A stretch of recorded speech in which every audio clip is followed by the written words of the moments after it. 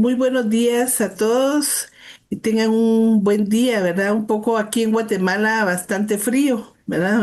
Hay de aire, una corriente de aire bastante fuerte, pero muy contentos y satisfechos de poder entrar a conocer otra teleclínica, ¿verdad? Con el tema de la salud mental, niñez, adolescencia y perinatalidad, a cargo de la doctora Virginia Ortiz de Guatemala.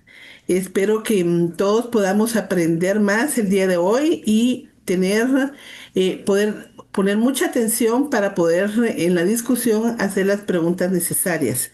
Así que deseo que todo sea bienestar y que podamos estar prestos a todo lo que va a exponer la doctora Ortiz.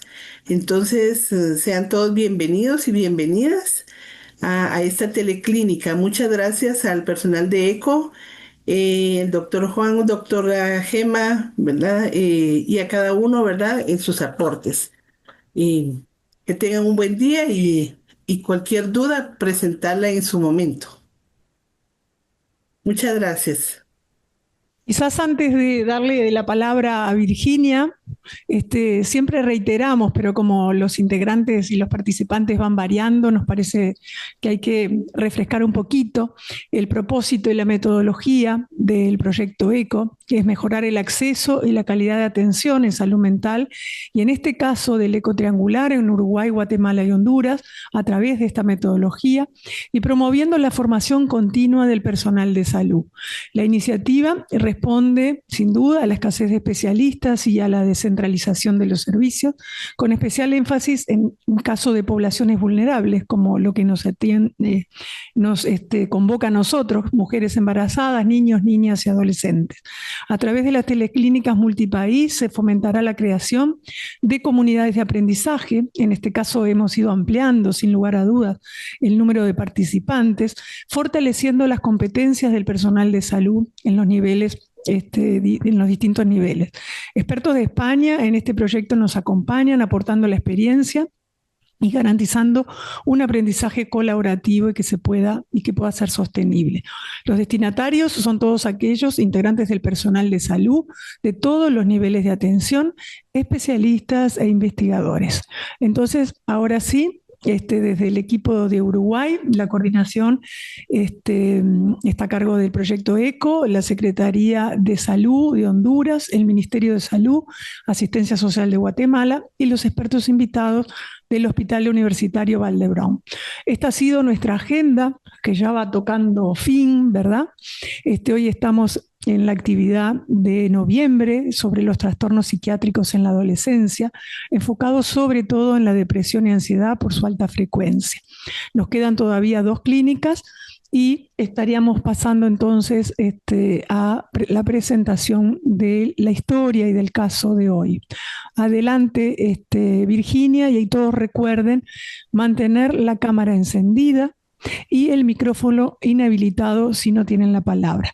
Para levantar la mano pueden solicitarlo levantando en el icono de reacciones, y si no prefieren hacerlo por chat, no hay ningún problema. Bueno, adelante, Virginia. Muchas gracias. Buenos días a todos quienes nos acompañan hoy. Si pueden, por favor, poner la presentación.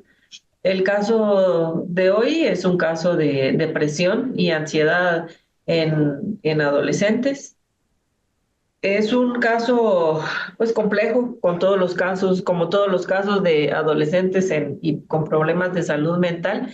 Esta es una paciente femenina de 18 años que estudia el 4º año de bachillerato. La madre fue quien solicitó la consulta porque estaba cuando ella solicitó la consulta por teléfono, y lo que explicó es que estaba muy preocupada porque 4 días antes de comunicarse con psiquiatría, la hija había tomado 1 litro de ron. Usualmente ellos no tienen bebidas en su casa, pero en esta ocasión tenían esta botella porque la madre se dedica a bienes raíces, compra y venta de casas, apartamentos, y era una botella que tenía específicamente para regalar a un cliente. Por supuesto que la madre estaba muy angustiada, llorando, y me cuenta cuando hace la llamada telefónica que su hija hacía 2 años tuvo un intento suicida y se lanzó de su apartamento que estaba en el quinto nivel. La adolescente tenía 14 años en ese entonces, estuvo hospitalizada durante varios días. Estando en el hospital, desde el hospital, se inició terapia psicológica y visita por psiquiatría. Sin embargo, no mejoró. Decidieron entonces cambiar de terapeuta, se quedó sin la visita del psiquiatra y continuaron únicamente con el tratamiento, con la psicoterapia, con lo que empezó a mejorar. Y la madre y el hermano, a pesar de este evento tan trágico y traumático, ellos continuaron con sus actividades sin recibir ningún apoyo terapéutico. La madre es particularmente dura. Vamos a ver más adelante, pues que la ha llevado a ser tan dura. eh, y eso, pues de alguna manera le ha permitido continuar con sus actividades, pues no como que nada pasara, pero sí con mucha frialdad, por decirlo de alguna manera.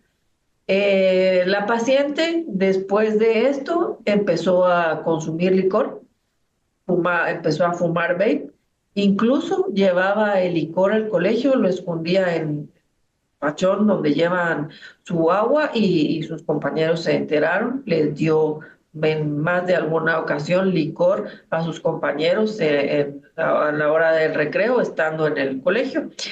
Finalmente en el colegio se enteraron y llamaron la atención. Aparentemente dejó de hacerlo, aunque realmente no nos consta. Asumimos que sí, porque ya no, el colegio fue muy cuidadoso, está en un colegio católico, entonces han dado mucho acompañamiento y han sido muy cuidadosos en verla muy de cerca. Por eso asumimos que efectivamente dejó de llevar el alcohol al colegio.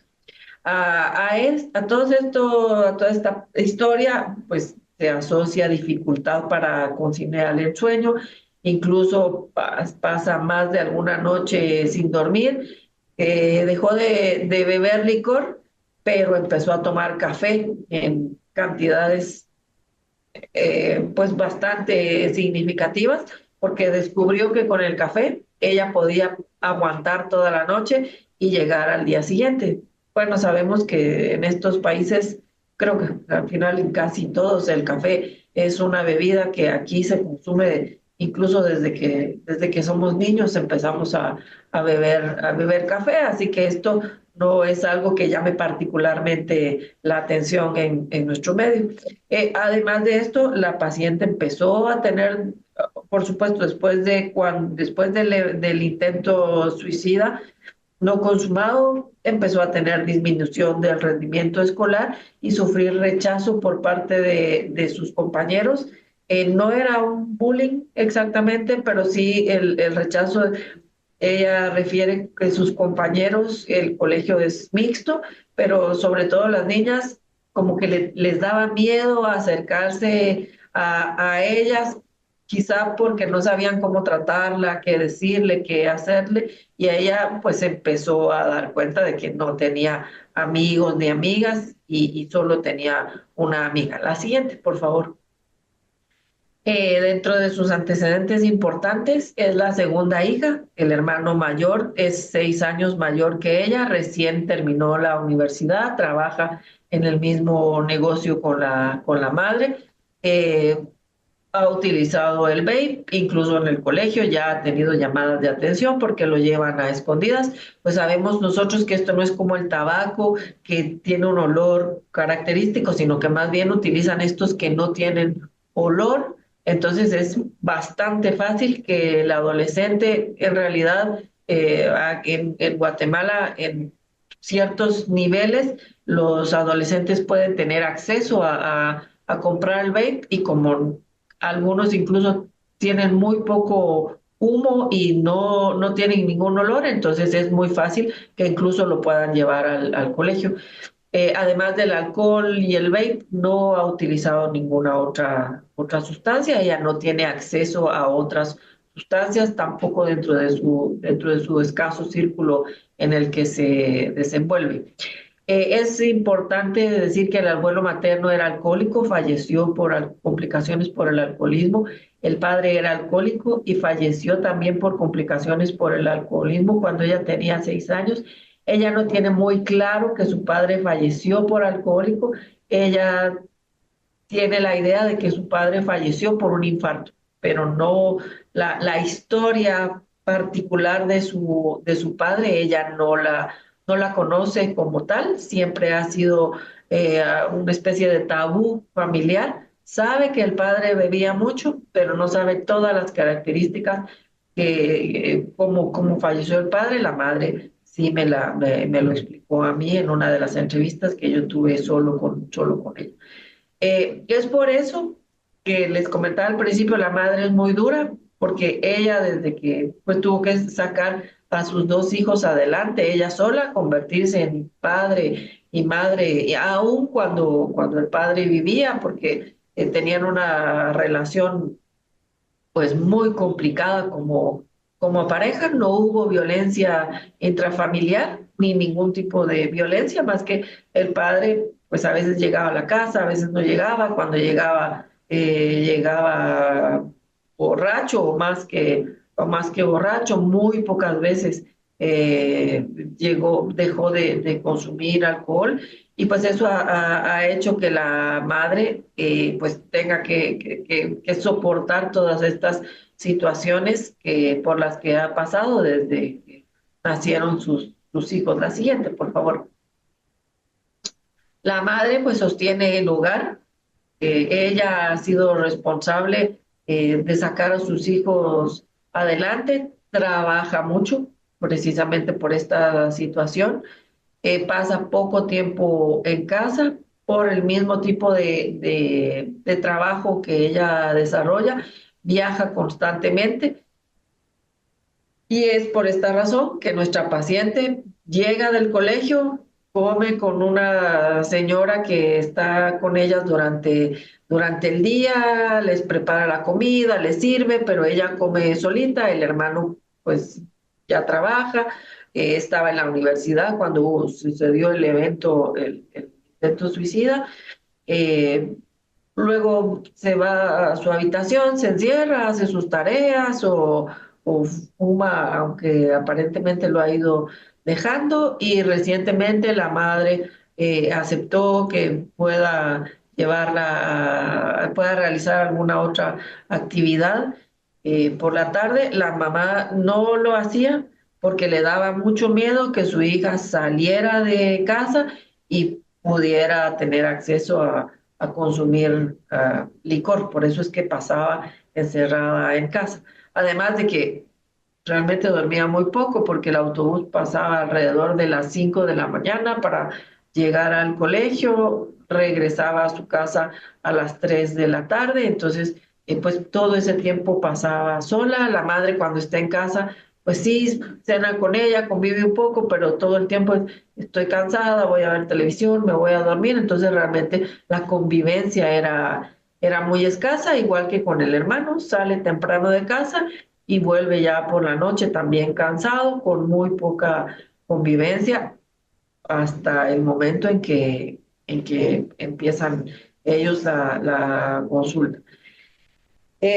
Ha terminado el próximo año, nuestros ciclos escolares de enero a octubre, ahora terminó el cuarto año de bachillerato, el próximo año termina y en ese momento no realizaba ninguna actividad extraescolar. Como les decía, ella llegaba a su casa, estaba solita, hacía sus deberes y llegaba a la hora de dormir y esa era su día a día. La siguiente, por favor. Cuando evaluamos a la paciente, la encontramos con un aliño adecuado hacia edad y condición, se preocupa por su arreglo personal, pues es una adolescente con rasgos finos, delicados, pues preocupada por ella misma. Sin embargo, estaba muy ansiosa, con tendencia al llanto, eh, independientemente de lo que hablara, salían las lágrimas sin querer, pero las lágrimas salían, su lenguaje, su tono de lenguaje era bajo, era fluido, su pensamiento, con el pensamiento persistían ideas de muerte, no había más ideas suicidas, aunque no descartaba que en algún momento pudiera eventualmente tener alguna otra idea suicida, pero decía que en ese momento no, que en ese momento solo tenía las ganas de desaparecer, pensaba que era mejor, que era no estar ahí, pero no había ninguna planificación ni ideación suicida. No le encontraba sentido a su vida, no se veía en un futuro con ideas de minusvalía, no sirvo para nada, para qué más da si estudio o qué más da si logro terminar el colegio porque todo me sale mal, no tengo amigos, nadie puede estar conmigo, todos dicen que los trato mal, las ideas de minusvalía eran realmente importantes al momento de la evaluación. Y ella reconocía estar triste, no sabía por qué, sabía que reconoce que tiene una familia, que tiene una madre que ha estado siempre con ella, que tiene un hermano que a pesar de que su relación es relativamente distante, se preocupa por ella, ve por ella, económicamente pues no le falta nada, está en un colegio eh, con un nivel aceptable, por eso es que ella no puede explicarse qué es lo que la tiene triste si ella dice que no le falta nada. Lo único que ella dice es que le hace falta a su padre, pero no lo reconoce como una falta porque pues ha pasado 10 años y ella sabe que su padre ya no está con ellos. Eh, Cuando abordamos el tema del consumo del alcohol, ella refería que bebía alcohol porque estaba, cuando se sentía muy mal, muy desesperada, muy triste, cuando no le encontraba sentido a su vida, porque el alcohol lograba tranquilizarla, le permitía dormir y eso era lo que a ella le hacía sentir bien. Dormirse, estar tranquila y eso hacía que ella no pudiera ya pensar en nada más y despertaba un poco más tranquila cuando pasaba el efecto del licor. No había alteración de sensopercepción ni en ese momento y tampoco lo refirieron en eventos previos. La siguiente, por favor. Se hizo un diagnóstico, se le dio un diagnóstico de una depresión mayor asociado a un trastorno de ansiedad generalizada y probablemente un duelo no resuelto por la presencia o por las ideas de que no me hacen falta nada, pero sí me hace falta mi padre, sobre todo cuando estoy triste, ¿verdad? La siguiente, por favor. Se inició tratamiento farmacológico con litio, 300 miligramos en la noche, la primera semana. En la segunda semana se aumentó a 300 miligramos cada 12 horas y luego se pidieron niveles de litio en sangre. Se utilizó el litio porque la paciente tuvo un intento suicida, persistían las ideas de muerte, es adolescente, es mujer y pues el hecho de iniciar un antidepresivo no nos excluía el riesgo de que pudiera haber nuevamente un intento suicida. Se continuó el proceso psicoterapéutico con la paciente.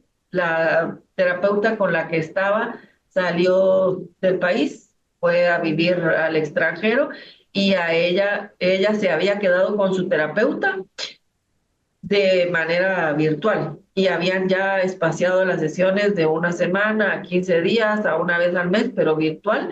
Y pues tanto la paciente como la madre consideraban que ya no era suficiente ni una vez al mes ni verla de manera virtual, por lo tanto, acordamos iniciar con ella el proceso psicoterapéutico y se sugirió a la madre que iniciara una psicoterapia individual. Sin embargo, la madre pues no tiene tiempo, entonces no dijo que iba a buscar el tiempo para iniciar su propio proceso terapéutico. La siguiente, por favor. Bueno, y estas son las preguntas para discusión. Bueno, si les parece, dejamos abierto para preguntas y también ya podemos ir haciendo este intercambio de opiniones. ¿Hay alguna consulta o algo más de la información que brindó Virginia que les parece importante? Gabriela, hay una pregunta en el chat. Buen día. Buen día. Hay una pregunta en el chat. Acá, perfecto. Ahora la estoy viendo.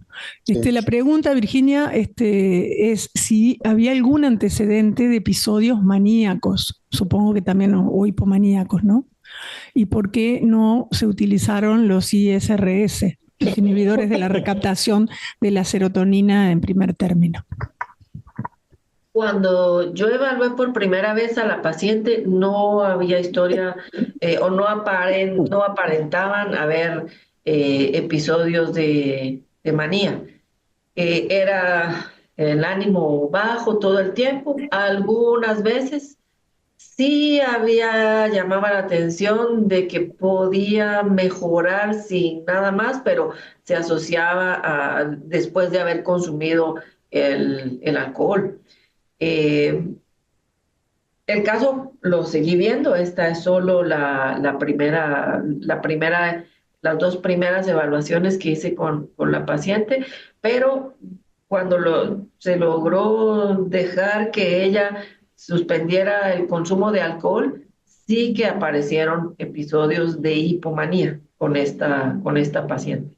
No se iniciaron inhibidores selectivos de recaptación de serotonina como tratamiento antidepresivo, porque sabemos que estos tienen riesgo de un viraje al otro extremo, sobre todo a cuadros de manía, Déjame y abierto. el riesgo es mayor en adolescentes femeninas, por eso es que no se dejó. Además de que existía todavía las ideas de muerte y no había seguridad de que no pudiera haber otro intento suicida. Aunque la fluoxetina está descrita como que puede no dar este riesgo, es mejor, ante la duda, no utilizarlos, y el litio es el medicamento de elección en estos casos, sobre todo adolescentes femeninas. Por acá aparecen otras preguntas, que si los antecedentes del alcoholismo en los padres, que en realidad parecería ser en el padre, no en la madre, pero la pregunta es, en los padres, en el consumo de alcohol en el periodo gestacional, ¿qué tanto afectaría? Sí, la madre no consume alcohol, ni previamente, ni durante la etapa de gestación, durante el embarazo, ni a la fecha la madre no consume alcohol. El padre, pues sí, era alcohólico, no sabemos realmente en qué condición fue concebida la paciente. Sabemos que siempre hay riesgo de alcoholismo cuando hay historia familiar de alcoholismo. La paciente, pues no solo el padre era alcohólico, sino también el abuelo materno, perdón, también era alcohólico. Entonces, pues el riesgo Bueno. sí siempre existe. También acá hay otra pregunta que acá la opinión es que está en una etapa de desarrollo y quizás su comportamiento pueda ser cambiante. Pienso que es demandante de atención y podría tener una herida que no ha tratado. Bueno, ¿qué peso le pueden dar ustedes, ¿no? a este componente del proceso adolescente y también a lo traumático? A ver, yo creo que efectivamente la adolescente tiene un duelo no resuelto. De hecho, existe el tabú familiar de por qué se murió el papá. Nunca realmente nadie le ha contado la historia real de cómo fue la muerte del padre. Yo me enteré cuando entrevisté a la madre porque me llamaba la atención que ella no sabía, solo sabía que el papá había fallecido por un infarto, y que alguna vez había escuchado que bebía mucho, pero realmente ella no sabe el contexto, cuál era la historia del padre. Bueno, le damos la palabra a Ana Verónica Roca y después seguimos con el chat, porque hay bastantes preguntas. Adelante, Verónica. Sí, mi consulta es la siguiente. El tratamiento, si bien es un tratamiento por un lado farmacológico y no farmacológico, en este aspecto me parece que hay algo que no ha sido contemplado, que es el tema de lo psicosocial de esta adolescente, ¿no? Se trata de una adolescente que pasa mucho tiempo sola, ¿no? Después en su casa y pensar, digo, eso depende de cada lugar, ¿no? Si existen dispositivos, por ejemplo, clubes de adolescentes o clubes juveniles, acá en Uruguay existen, ¿no? De poder integrarla a ella, a estos dispositivos, para que pueda estar con otros adolescentes en espacios cuidados, que puedan hacer actividades. A veces en esos clubes se hacen, por ejemplo, tareas domiciliarias, o sea, se hacen meriendas, como creo que el aspecto social de esta adolescente queda sino como aparte, queda como por fuera y hace a lo que es la salud mental de esta adolescente, pues se trata que un contexto de vulnerabilidad psicosocial en el que se encuentra, por esta mamá que pasa todo el día trabajando, este hermano que no está, ¿no? Que ella come solamente con la señora que está en la casa. Me parece que ahí es un elemento bien importante a tener en cuenta, a reforzar, ¿no? Porque en la soledad, en la adolescencia, esto de no poder compartir con otros, estar con otros de su misma edad, me parece que es un elemento de riesgo. Bueno, gracias, Ana. Acá hay muchas intervenciones en el chat. Yo les voy a pedir si lo pueden algunos hacer en forma oral, porque bueno, es mejor que quizás el intercambio. Pero voy a transmitir algunos de ellos. En un caso piden, preguntan si aplicaron inventarios neuropsiquiátricos para contribuir al diagnóstico de depresión mayor. O sea, un poquito el proceso del diagnóstico, supongo que se refiere. ¿Respondo o seguimos con...? Y bueno, no sé, tenemos el ratito del intercambio, o sea que podemos ir, ¿Sí? Si otros quieren ir respondiendo, bueno, por supuesto, después dejamos para el final las intervenciones de los colegas expertos de España. Sí, con la primera intervención vivimos en un contexto en Guatemala específicamente, voy a hablar, aunque la región no es muy distinta de nuestros países, pero específicamente en Guatemala vivimos en un contexto de violencia diaria. No tenemos estos dispositivos como tienen en Uruguay. No tenemos hospitales de día, ni siquiera para adultos, mucho menos para adolescentes. No tenemos, nuestras ciudades son ciudades que son hostiles, no son ciudades amigables, no tenemos parques. Los adolescentes y los niños van de su casa al colegio en autobús o en carro porque no hay espacios para caminar, no tenemos transporte público, de tal manera que la adolescente no le queda más. Y así como ella, viven el 90% de niños y adolescentes en el país, por lo menos en la ciudad de Guatemala, eh, del colegio a su casa, de su casa al colegio. Si tienen dinero para poder pagar clases de natación, de karate, de pintura, ir al gimnasio, alguien que los lleve, que los acompañe, entonces pueden realizar otras actividades. De otra manera, le pasa a lo mismo que pasa con esta adolescente, hasta que la madre pudo encontrar un lugar a donde ella podía ir, porque está a dos, tres casas del lugar donde vive, y pudo pagar una clase de pilates. Es lo único que ella hace. Ha aprendido pintura y a tocar guitarra, pero de manera autodidacta con YouTube, ella en su casa, buscando cómo entretenerse, pero esa es nuestra realidad, desafortunadamente. Seguimos un poquito. La otra pregunta era si se habían aplicado algunos cuestionarios complementarios para los diagnósticos y bueno, capaz que abrimos también la discusión sobre el diagnóstico, ¿no? Sí, no se aplicaron ningún Bueno, otro instrumento, fue un diagnóstico puramente clínico. ahí está. De repente podemos ir dando la participación también a Emma o a Tony, si están, porque está la discusión un poco del diagnóstico, ¿no? Y también hubieron algunos comentarios y discusión sobre el tratamiento en lo farmacológico y en lo psicosocial. Bueno, primero felicitar a Virginia porque es un caso complejo y demuestra pues la dificultad de los casos en la adolescencia y, y por lo tanto es un buen ejemplo de discusión. Me ha gustado el caso que ha traído Virginia bajo ese concepto que toda depresión tenemos que entenderla como una potencial depresión en el contexto de un trastorno bipolar hasta que no se demuestre lo contrario. En este caso, Virginia nos ha explicado parte de la historia con las características de una depresión, ¿verdad?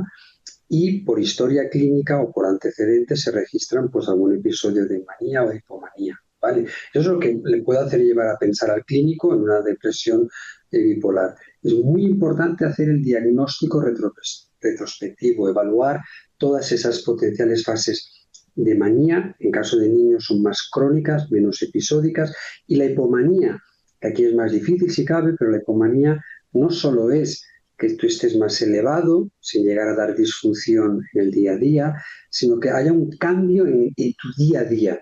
Hay personas que de forma normal son mucho más calladas, no hablan tanto, y que de repente hay un periodo de tiempo que ves que hablan mucho más, que puede parecer la normalidad para otras personas, pero bajo su estatus de normalidad eso es, digamos que anormal. Importante también el pensar en alguien con estos antecedentes en un trastorno bipolar. Pues sí, porque el alcoholismo está mucho más asociado en este sentido y puede ser algo que tengamos que tener ahí presente. En un caso como este, a mí también me gustaría hacer siempre en un adolescente o en un niño un diagnóstico diferencial si puede haber un TDAH, porque las personas con TDAH tienen más antecedentes de adicciones en casa, ¿vale? Y el TDAH y el trastorno bipolar en adolescentes es comórbido en un 15%, con lo cual siempre hay que pensar en ello. Como muy bien se ha comentado, yo creo que queda ahí abierto, y si acaso con Gemma lo podemos discutir, la opción terapéutica. Bueno, Virginia consideró hacer el manejo con litio. Bueno, quizá en adolescentes podemos tener otras opciones terapéuticas que también nos ofrezcan seguridad. Nos ha comentado pues esa combinación de fluoxetina y fluoxetina más olanzapina podría ser una opción también. Y ya, claro, dependiendo del país en que nos encontremos, hoy día tenemos quizá opciones mejores para el tratamiento de la depresión bipolar en adolescentes, que podría ser, por ejemplo, la lurasidona, un fármaco antipsicótico de segunda generación, que es un antagonista de los receptores D2 y D3 y tiene ese perfil también H2A para tener esa propiedad digamos, atípica. Pero está ahí en discusión. El litio puede ser una opción, pero quizá combinado con la motrigina conjuntamente, son fármacos más lentos para el tratamiento de la depresión bipolar. Y quizá la dificultad ahí, como muy bien ha comentado una colega, pues bueno, todo el entorno psicosocial de esta chica es muy complejo, con lo cual, en la medida de lo posible, habría que intentar mejorar ese entorno, que nos va a ayudar también para la adherencia al tratamiento y la respuesta. Sin duda es todo un reto diagnóstico y un reto terapéutico, como ha comentado Virginia. Muchas gracias, Tony. No sé si Gemma quieres agregar algo o si otros compañeros quieren opinar. Tenemos acá, bueno, el tema diagnóstico, esa percepción clínica, ¿no?, del riesgo del viraje, aunque no había una clínica clara de hipomanía o de manía. Así que, bueno, por ese lado podemos discutirlo. Dale, Gemma. Adelante. Exacto, buenas tardes. Yo me sumo a las felicitaciones de mi compañero, el doctor Ramos Quiroga, por el caso que habéis presentado, que me parece muy interesante. Sí que es realmente, igual a mí me falta algo de información para discernir si estábamos hablando de depresión bipolar, ¿no?, de una depresión unipolar, ¿no? Porque aparentemente, ¿no?, leyendo el caso clínico o las diapositivas, ¿no?, yo me orientaría más a una depresión unipolar, ¿no? Y y el hecho de que iniciarais, ¿no? Y un poco también para ser algo crítica, ¿no? Sumando también los comentarios que hacía mi compañero, ¿no? El iniciar directamente un litio, pues quizá, ¿no? Bueno, podríamos manejar si pensamos que estamos tratando una depresión unipolar, pues realmente no. En la primera línea es un fármaco, bueno, de hecho si son leves, ¿no? Trataríamos con terapia conductual, y si son moderadas graves, ¿no? Las guías de práctica clínica nos indican más a tratar pues, con antidepresivos, los SRS de primera línea, y en población infanto-juvenil o en adolescente, pues sería, ¿no? La fluoxetina sería de los que además tienen menos riesgo de viraje, como que comentabais antes, ¿no? Sabemos que, ¿no? Los antidepresivos que son más potencialmente, ¿no? Fármacos que nos inducirían un viraje, ¿no? Maníacos serían pues, los antidepresivos tricíclicos, los duales, más la venlafaxina, ¿no? Un poco ya menor medida la duloxetina, ¿no? Pero por ejemplo de los más seguros la fluoxetina, en el que menos realmente nos puede inducir a este viraje, ¿no? Entonces, pensando en una depresión unipolar, ¿no? Y tanto, ¿no? Y pensando que ahora mismo, ¿no? Por lo que explica en el caso, no había un riesgo, ¿no? Autolítico, porque era una acción autolítica pero no estructural, es decir, que había ideas fanáticas pasivas, pues igual sí que en un contexto también cabe decir que en un contexto a lo mejor no de hospitalario, de poder ingresar al paciente, pues igual que creo que no estábamos en esa situación, creo que la consulta externa, ¿no? Igual sí que entonces nos plantearíamos iniciar con un SRS inicialmente, ¿no? Ciertamente, ¿no? Como potenciadores, en el caso que estuviéramos tratando una depresión resistente, ¿no? Una depresión que tras varias semanas de tratamiento con terapia conductual y además con fármacos, ¿no? Antidepresivos no nos resolviera, pues podríamos utilizar, pues, ¿no? Fármacos, pues como comentaba mi compañero, ¿no? Más antipsicóticos, ¿no? Vamos, estabilizadores del estado de ánimo, ¿no? Litio también, ¿no? Como para como potenciadores de este antidepresivo.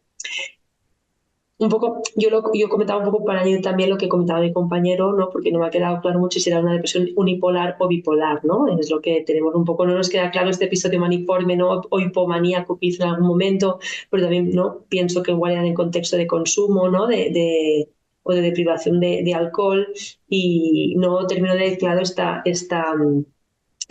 y tampoco a nivel de antecedentes familiares, no sé si se conocen antecedentes familiares psiquiátricos de trastorno bipolar, ¿no? No se conocen, vale. Por eso que bueno, que al final pues había la posibilidad pues creo que, ¿no? Que estaríamos hablando de este diagnóstico diferencial, ¿no? En base a esto. Pero bueno, entiendo perfectamente, ¿no? El motivo por el cual han iniciado este litio, ¿no? En una mujer pues que esté con este riesgo de suicidio, ¿no? Y pues bueno, pues sobre todo ¿no? Con este objetivo más estabilizador del ánimo. Bueno, creo que acá hay varios comentarios relacionados un poco a saber un poquito más sobre factores de riesgo. Entre ellos preguntaban, bueno, si había antecedentes de intentos de autoeliminación o suicidio en la familia. Digo, que quizás esos sean datos que sea importante recabar, ¿no? En todas las historias. Y por otro lado, también, digo, varios opinan la necesidad de ajustes en lo que es lo cotidiano de esta familia, y en ese sentido el aporte que hacía Virginia, que en este segundo inicio de tratamiento se incluyó un tratamiento dirigido a la mamá, ¿verdad? Porque bueno, acá hay propuestas, cambiar horarios, cómo informar sobre los antecedentes del papá, pero indudablemente eso transita por un diálogo y acuerdos con la familia nuclear, ¿no? Después por acá hay otros comentarios, luego de que tenga participación en actividades con jóvenes de su edad, ¿verdad? Y dar acompañamiento psicológico y psiquiátrico si no mejora o de acuerdo a la necesidad. Esto es lo que están planteando algunos participantes, es en qué medida se puede postergar el tratamiento farmacológico, ¿verdad? Creo que acá, bueno, la discusión podría ser, ¿corresponde iniciar ya en esta paciente que viene con esta historia solo con el tratamiento psicoterapéutico y postergar la intervención farmacológica? ¿O con esta historia previa lo interesante es poder abordarlo desde los dos componentes, ¿no? Por ahí, bueno, creo que hay opiniones diferentes. Si quieren levantar la mano, tenemos unos minutitos más para esta discusión. Gabriela, ¿Sí? mira, hay una intervención acá que me parece interesante, y es una pregunta de Susana Grumban que dice: ¿y qué piensas sobre qué es morir? Me parece importante en esta adolescente, ¿no? Con esta historia Esto, ¿no? ¿Qué piensa ella? También había una pregunta más de cuáles consideraba ella que eran sus talentos en la vida, como para anclaje vitales, pienso yo. Bueno, no sé si quieren que les cuente un poco más de la historia.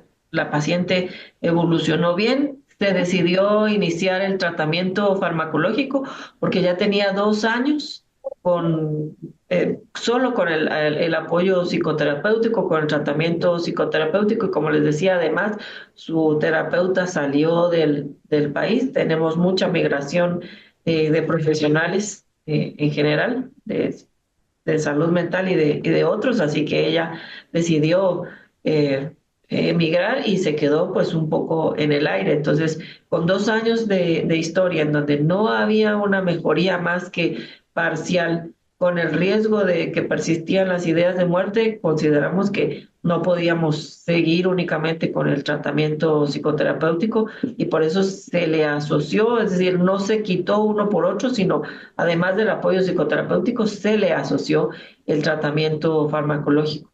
La paciente mejoró significativamente de manera muy importante, empezó a socializar con sus compañeros del colegio, la empezaron a invitar a salir a fiestas.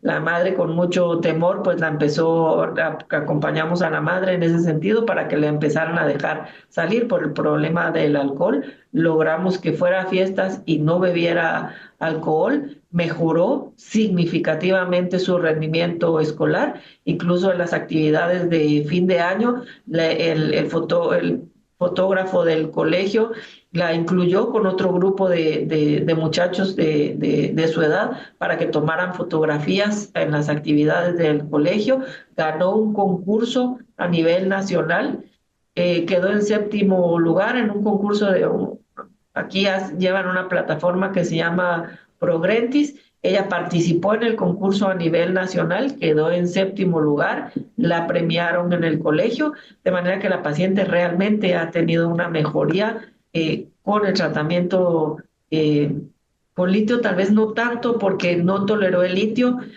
no pudimos llegar a los 600 miligramos, con niveles de litio muy, muy bajos, en 5 miligramos, algo así, y efectivamente, como decía el doctor Ramos Quiroga, le cambiamos a luracidona, con la luracidona mejoró y terminó así como les cuento.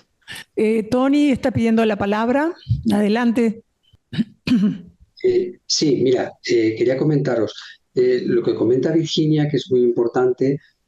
Ahora mismo, bueno, ahora mismo, hace una semana o 2 semanas, se ha publicado en Lancet una revisión que yo creo que es muy interesante para todos nosotros como psiquiatras o profesionales de la salud mental.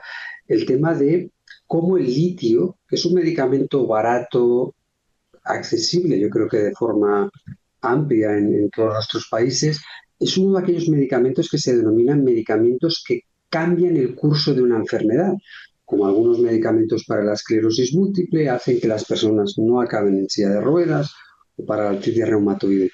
En este sentido, la tremenda eficacia que tuvo y suponiendo, imaginemos, ya te digo que a nivel diagnóstico ponemos ahí, pues que pueda ser una persona que tiene un trastorno bipolar, el litio es uno de aquellos medicamentos que cambian el curso de la evolución del trastorno bipolar en positivo y que tienen efectos pues muy destacados a nivel pues de la oxidación mitocondrial y de toda una serie de cascadas de segundos mensajeros en la posneurona sináptica y que realmente pues con los años y más y más y más vemos los efectos positivos que tiene, incluso que tenemos a veces unas concepciones erróneas. Si alguien tiene un problema, por ejemplo, de hormona tiroidea, hay que mantener el tratamiento con litio y se puede regular esa hormona tiroidea.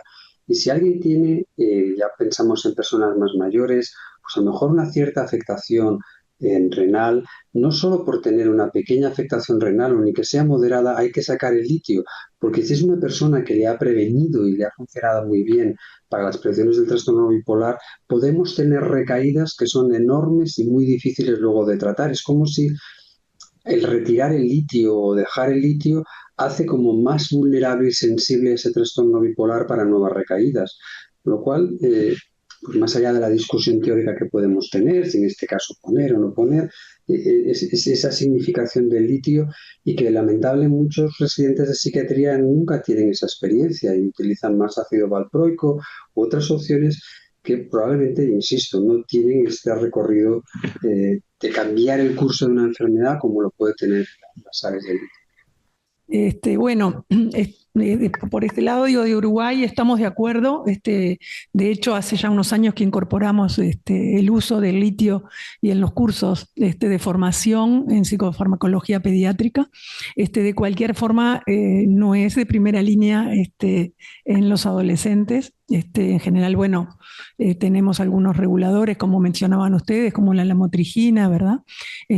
O algún antipsicótico con menores efectos adversos, sobre todo desde el punto de vista metabólico, como el aripiprazol.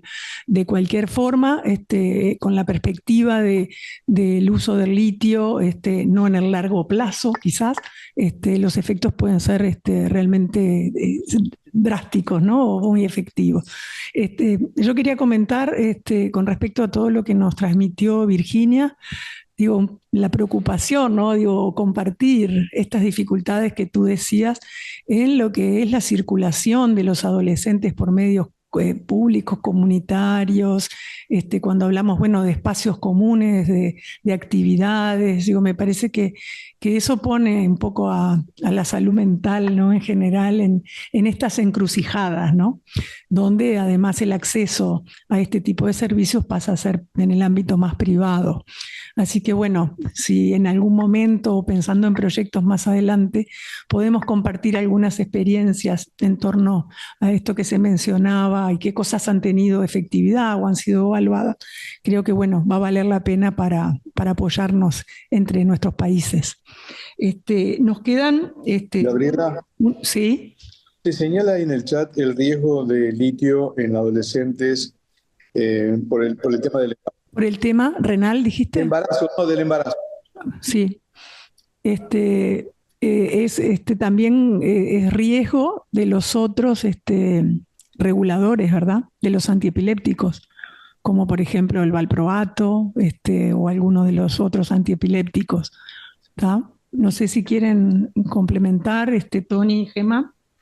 Sí, de hecho el valproico es un fármaco que hay que evitar, vaya. De hecho en España no se puede dar durante el embarazo, a no ser que sea un caso excepcional, por el riesgo que tiene luego de incrementar el riesgo de autismo y el riesgo de TDAH. El topiramato no es un fármaco que tenga una indicación para el trastorno bipolar, se empezó hace años atrás, sobre todo a lo mejor en gente que tenía bulimia nerviosa, pero también es un fármaco a evitar. El litio estaba con los años y lo que se ha visto en la investigación sobrevalorado, el riesgo que tenía durante el embarazo, y es más, hoy día sabemos que si una persona está embarazada y requiere mantener el tratamiento con litio, incluso lo que tenemos que regular es al alza los niveles plasmáticos, ya que hay un incremento del metabolismo renal, o de la eliminación renal, mejor dicho, con lo cual los niveles plasmáticos serán más bajos. La cuestión es hacer un trabajo en equipo con los compañeros de obstetricia y, pues, si es posible, pues ir haciendo ecografías y cuál es la evolución. Pero insisto que el riesgo de retirar el litio, el riesgo de una mujer que tiene un trastorno bipolar grave, dejarla sin tratamiento es mucho mayor que el riesgo de tomar sales de litio. Lo que siempre tenemos que intentar es pues hacer una buena gestión o planificación, mejor dicho, de este embarazo, ¿no? Que no sea un embarazo espontáneo sin esta gestión. Absolutamente de acuerdo con todos vosotros lo que conocéis en relación al litio, ¿no? Históricamente se asociaba mucho, ¿no? Que tienes tratamiento con litio pues, a alteraciones más cardíacas, creo que las PES también, ¿no? El segundo o tercer trimestre, personas con tratamiento con litio, más riesgo de preeclampsia, ¿no? Pero que realmente, como decían mis compañeros, ¿no? Los compañeros es que realmente el tratamiento debe ser individualizado y muchas veces el riesgo, ¿no? A sacar, ¿no? A quitar este litio es mucho mayor que el mantenerlo, ¿no? Entonces, aquí, como decía mi compañero el doctor Ramos Quiroga, la clave es mantener, ¿no? Un equipo de atención, pues bueno, de seguimiento obstétrico, ¿no? Tanto de seguimiento obstétrico para seguir esta embarazada y que en muchas ocasiones, pues realmente no, la mayor parte de los casos se mantiene este litio y y no existen, ¿no?, dificultades ni alteraciones durante la gestación, ¿no? Bueno, nos quedan agradecerles a todos, agradecerle a Virginia y al equipo de Guatemala por la presentación y recordarles que por favor puedan completar la encuesta que se envía, que es muy importante para el proyecto. Ahí está el link para poder hacer el monitoreo y un poco recoger las opiniones de los participantes. Con esto, Araceli, te dejo la palabra para el cierre. Muchas gracias, doctora y doctora Virginia, por la presentación. Estuvo muy interesante, la verdad, y a cada uno de ustedes, al doctor Tony, pues compartimos más inquietudes, ¿verdad? Que como realidad, es decir, cada caso, ¿verdad? Tenemos que entender que es único, ¿verdad? Es individual, entonces tenemos que tener mucho cuidado con el tema de los medicamentos, ¿verdad? Y ver mucho los antecedentes. Yo creo que esta fue una oportunidad de aprendizaje. Bastante, doctora Virginia, le agradecemos mucho su apoyo, su colaboración y sé que es una persona muy ocupada, ¿verdad? Pero ahí fuimos saliendo y gracias también a cada uno, ¿verdad? Doctora Mireya de Honduras también, creo que hemos aprendido mucho en las teleclínicas, de verdad. Muchas gracias a ECO, ¿verdad? Y a cada uno de los catedráticos que conforman. Quería recordar que la teleclínica del mes de diciembre es el del embarazo de alto riesgo. Están cordialmente invitados, estamos pendientes si es embarazo de alto riesgo en adolescencia. Muchísimas gracias por la atención que han prestado, por sus preguntas y a cada uno, ¿verdad? Les agradecemos. Em, Estamos entonces, que tengan un feliz día, un bendecido día y muchas gracias a todos. Estamos en hora de cierre, nos vemos en diciembre. Nos vemos entonces, que pasen muy bien.